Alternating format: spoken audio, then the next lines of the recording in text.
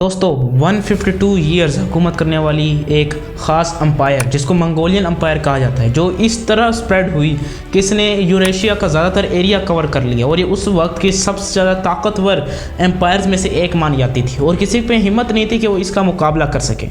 लेकिन क्या होता है, दौर एडवांस होता जाता है और आगे आके जो मंगोलियन अम्पायर है वो एक कंट्री तक महदूद रह जाती है जिसको हम मंगोलिया कहते हैं। अभी जो मंगोलिया कंट्री है ये बहुत सारे कंट्रीज से ज़्यादा लैंड रखती है, लेकिन इसकी पॉपुलेशन बहुत ही कम है। अब अगर हम बात करें इसके एरिया की तो ये फ्रांस के एरिया से 3 गुना ज़्यादा एरिया ओन करता है, लेकिन अगर हम सिर्फ इसकी पॉपुलेशन की बात करें तो सिर्फ 3.5 मिलियन पॉपुलेशन है।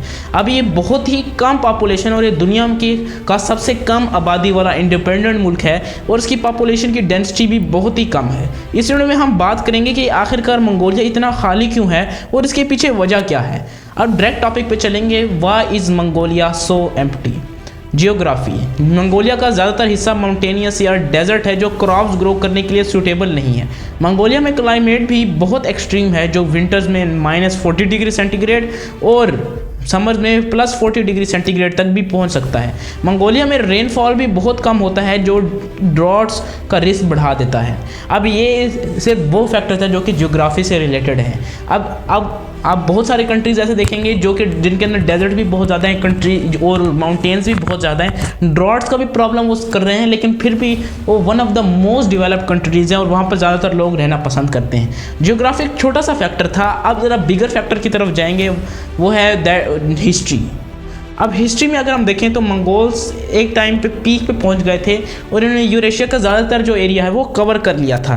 लेकिन जैसे जैसे हिस्ट्री आगे बढ़ती गई तो मंगोल थे उन्होंने वो जवाल पजीर होते गए, उनको जो है वो कम से कम और तरक्की करते गए, क्योंकि जो मंगोल्स थे वो हिस्ट्री में तो अच्छी वेपन्स और अच्छे इक्विपमेंट के साथ थे, लेकिन जैसे ही आगे आए वर्ल्ड वॉर 1 हुई, वर्ल्ड वॉर 2 हुई, तो उनके पास इतना कोई एडवांस था टेक्नोलॉजी तो थी नहीं कि वो जो है वो बाकियों को हरा सकें और लैंड गेन कर सकें, जिसकी वजह से ये अभी भी वहीं पर है, यानी कि अभी भी इसके पास कोई ख़ास जो है वो टेक्नोलॉजी नहीं थी इस वक्त जिस वक्त की मैं बात कर रहा हूँ। और ये भी एक फैक्टर है जिसने मंगोलिया को खाली रखा हुआ है। एक और अहम फैक्टर वो है इसकी इकॉनमी। मंगोलिया की जो इकॉनमी है वो भी इसकी पॉपुलेशन पर असर डालती है। मंगोलिया ने अपनी इकॉनमी को डाइवर्सिफाई नहीं किया है और इसलिए वो ग्लोबल मार्केट की फ्लक्चुएशन से अफेक्ट होता है।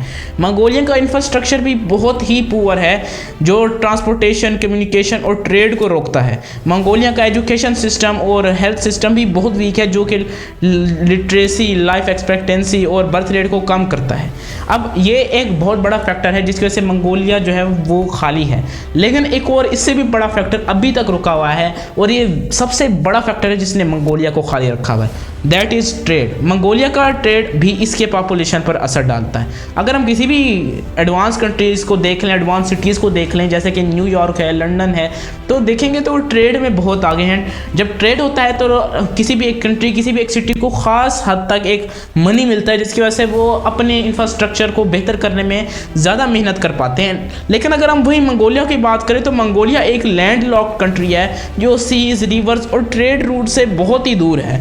इसलिए मंगोलिया को अपने नेबर्स चाइना और रशिया से ट्रेड करने में जो है वो मुश्किल होती है। मंगोलिया ने अपनी हिस्ट्री में सिल्क रोड नेटवर्क से बेनिफिट लिया था जो यूरोप और ईस्ट एशिया को कनेक्ट करता था, लेकिन अब वो नेटवर्क भी डिक्लाइन हो गया है और मंगोलिया को नए ट्रेड पार्टनर्स और मार्केट्स की ज़रूरत है।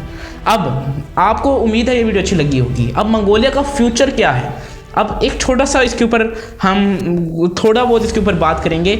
मंगोलिया के पास अपॉर्चुनिटीज़ भी बहुत सारी हैं, जैसे कि democracy, human rights, civil society, cultural diversity, natural resources, renewable energy और टूरिज्म और इनोवेशन।